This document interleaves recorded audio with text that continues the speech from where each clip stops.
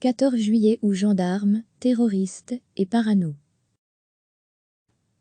Jimmy Girard est gendarme dans un petit patelin de la région de Grenoble. Un jour il arrête pour excès de vitesse un père et sa fille.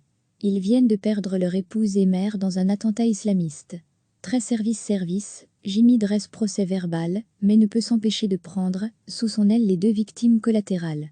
Alors que la fille est déboussolée, le père, lui, cherche à se venger, mais ne sait comment. Pour le gendarme Girard, protéger la famille et chercher des terroristes devient une sorte de mission sacrée. Co-scénarisé par Vivet et Quenant, l'album interroge le lecteur sur le rapport à la vengeance personnelle après une mort aussi soudaine qu'injuste. Est-il normal de se faire justice, quitte à commettre un attentat aussi aveugle que celui dont on a été victime?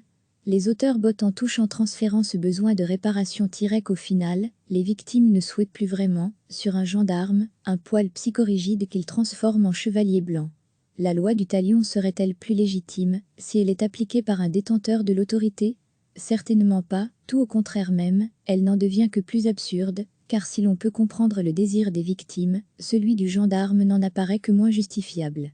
Vivet et Quenant n'apportent évidemment pas de réponse définitive à ces interrogations, mais incitent le lecteur à une réflexion salutaire. Le dessin est de Vivet dans son style dépouillé habituel, où les traits pourtant souvent absents des personnages ajoutent à leur expressivité. Bref, un trié intelligent et bien dans l'air du temps.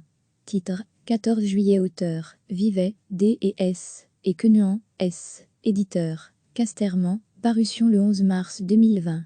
Cotation mon petit 9e, 8/10 Denis Marc. Cliquez sur s'abonner pour recevoir les dernières nouvelles.